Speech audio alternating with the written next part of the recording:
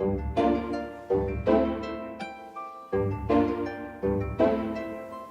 Game & Watch.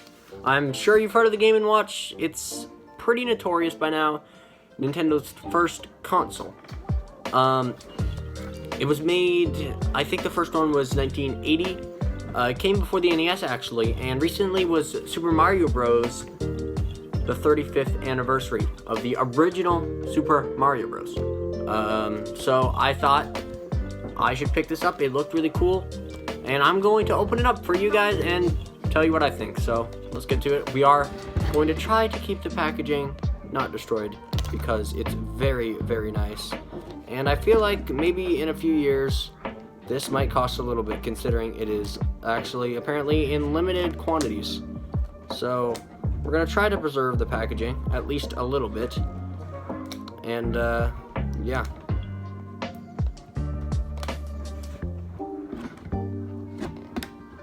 Okay, there we go. That's one side. Oh, that's so nice. So that slips right out. And here's something really cool I realized. All the Mario stuff is on the outside sleeve, right? So once you take that off, that's very cool, by the way. Bunch of Mario stuff, Bowser on the back.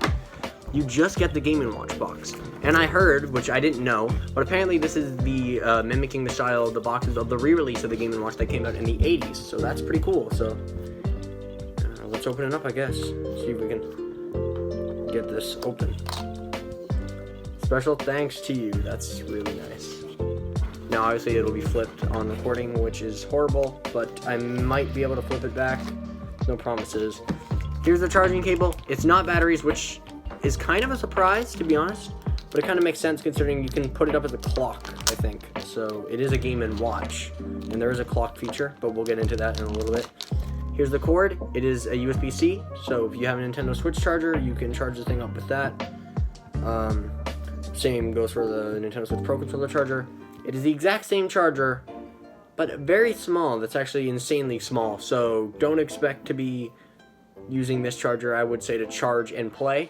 But you can get USB-Cs for fairly cheap, and I feel like any good USB-C would work for this.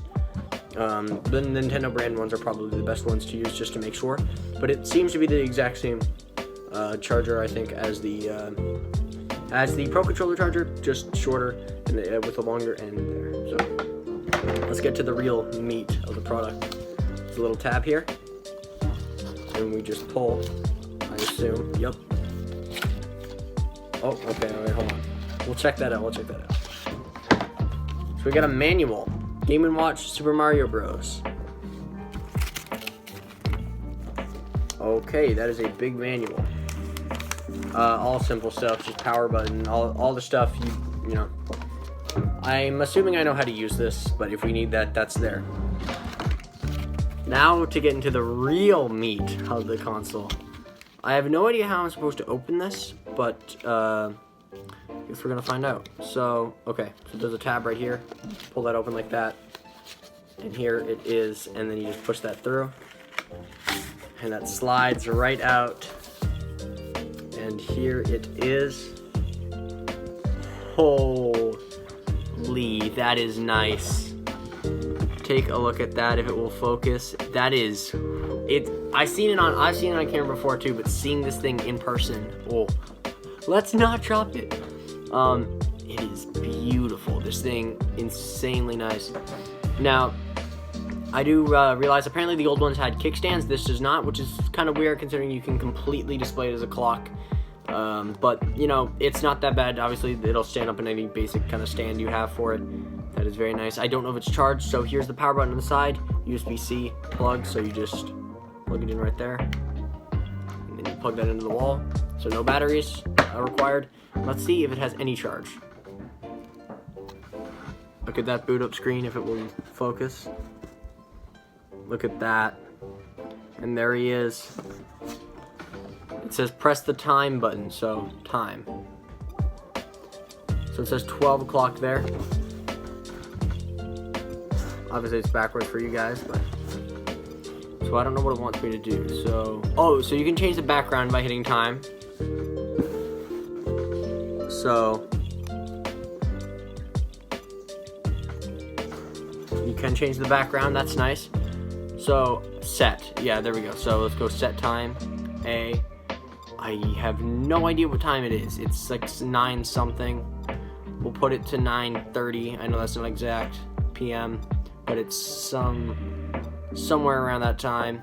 The battery life is halfway. You can use it. So that's just the displaying mode. So it's just play some little stuff. So we're gonna hit game. So when you hit game, there's your time up there, and your battery, and then there's Super Mario Bros. And the Super Mario Bros. 2, the Japan version, so the Lost Levels, and then the classic ball game. So this isn't gonna be really a gameplay video, but just going over some stuff. It's really nice, right? It's plastic there. I think it's all mostly plastic. This front plate, I think that's plastic too. But the A and B buttons are a rubber finish, which is really nice. Same for the game time and pause/set buttons. The D-pad is also it's very small, but it's really comfortable. It's plastic, and I expect good D-pads from Nintendo by now. But yes, it's a very good D-pad. This is a very small device. All right, I have fairly large hands, but I will show you that.